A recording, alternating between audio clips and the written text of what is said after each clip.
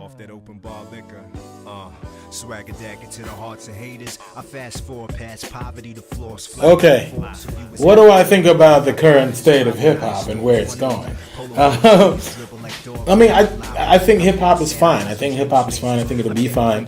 I feel like all around the globe, people have hip hop cultures. You go to different places, everywhere that you go has a hip hop culture. They have a scene, whether it's burgeoning or been moving. It doesn't matter, you know.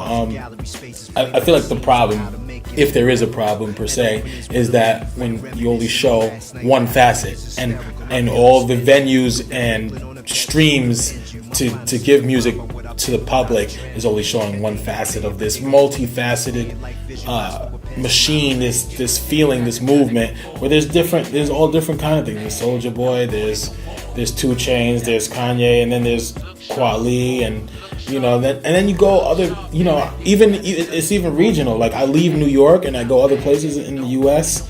and there are people who I've never heard of who are amazing, and they have their own scene, and the people know their raps and they know their music and they know their videos and they support them, and I've never heard of them in my life, and I'm from where hip hop was made, you know what I mean? And they're from all different walks of life and all different races, and like that's around the world, you know. Like my friends got back from India and there was a hip hop scene there. They went and they shot a video and people were pop locking in their video, like, you know, like they go to Japan and hip hop is all right. I think as long as everyone stays true to what they do and do it in a signature way, I think everything will be straight.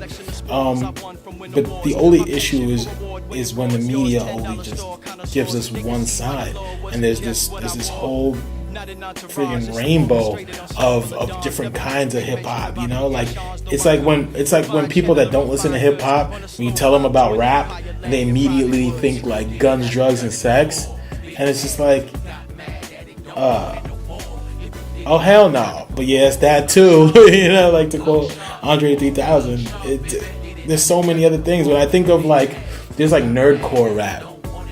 You know, it's like people rapping about like RPG video games and anime, which is bugged out, you know, just to think that there's so many different kinds. Then there's of course people just rapping solely about selling drugs. I mean, it's the same in any genre. There's hardcore metal, and then there's like, you know, soft metal, like easy listening. No, there's no such thing as soft metal, is there? No. But soft rock. There's like soft rock, and then there's hard rock. You know, it's like the same as any genre. Right? There's different ends of the spectrum. So hip hop is alright, man. Hip hop is fantastic. It has a long future. It's not gonna go the same way disco went, you know, because it keeps evolving.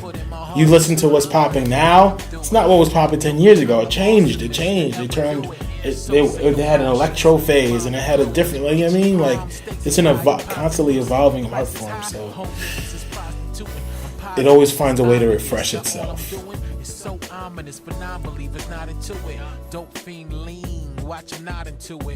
Well, because the media is taking such a targeted approach, and trust me when I tell you, I'm not a conspiracy theorist by any means, but there's definitely an agenda to mainstream media giving you only one type of music. There's a definitive.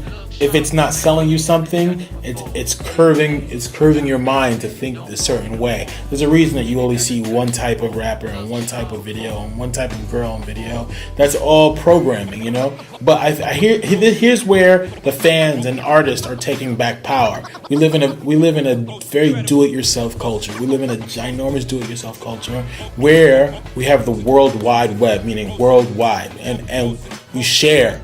We create and we share. This is a two-edged sword because some people that are not creators have access to create things and sometimes they're terrible, and millions of people may grab hold of it and think it's good. So it's a two-edged sword. But in that same vein, there are people who make amazing things, who are amazing and creative, and mass populace gets to see it. You know what I mean? So it's sort of we have the option. We have options now. There are websites, there are blogs that cater toward very specific genres or subgenres or categories of not just rap music, just music in general. So it's kind of like you can go specifically and get what you want on the World Wide Web throughout the world.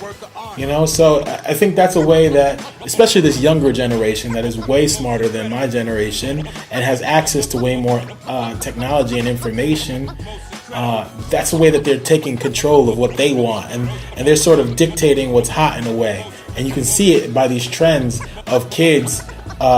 You know, you think of the kids. You got to think ultimately of the younger generation.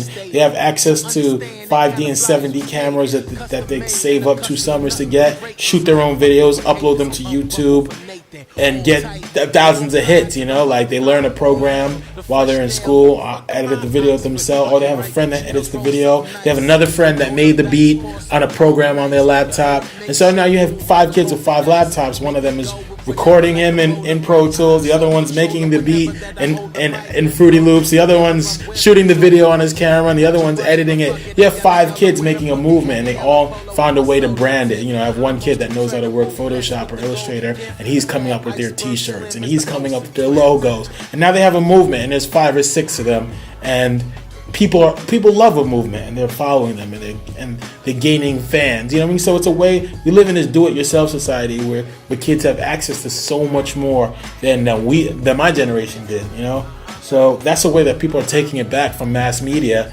and they're sort of flipping it on its ear because people like YouTube and Google are seeing that, and they're trying to figure out a way to monetize off that. All these kids are getting 1 million views. How can we make $1 off each of those views? You know what I mean? So it's really interesting to see it, and I guarantee you in 5-10 years maybe Google will have a record label, or YouTube may have some sort of channel. You know what I mean? You don't be surprised if you see it happening. That's a way that everyone across the globe who has access to the internet, the World Wide Web, is sort of taking power back into their own hands and making things happen, for themselves against giant mass controlled media.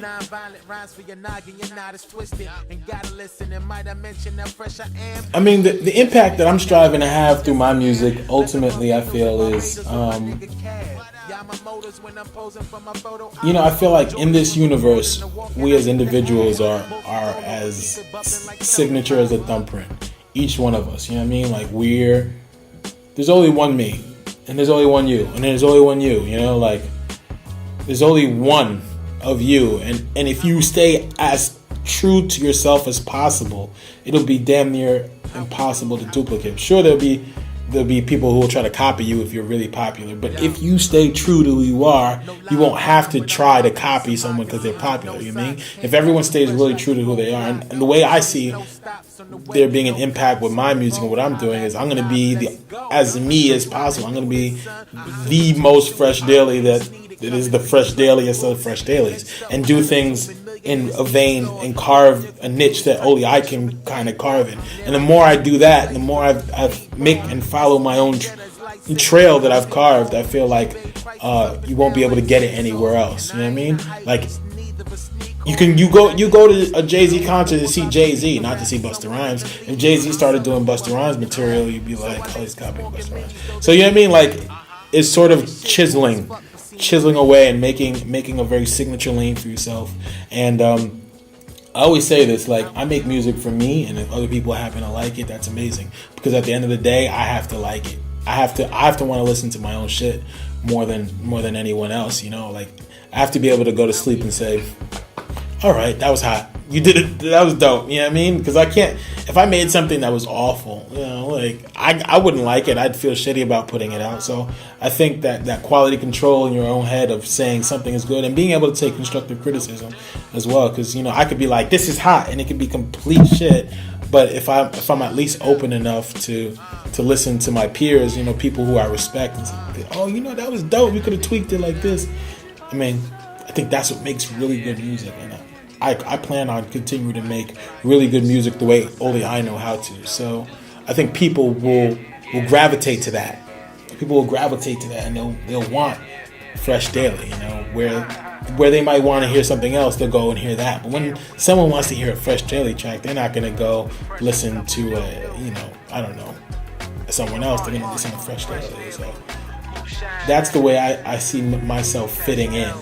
Or standing out, as the case may be, or in this grand scheme of making music and being visible and commercially viable You know what I mean? So I'm pleased to say I think my style is signature enough that I'll be alright, and it's good enough.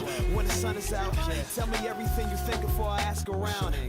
My lifestyle is so fresh daily. Double entendre, you dress maybe. That's so, that's okay. That's no way. Like Jose.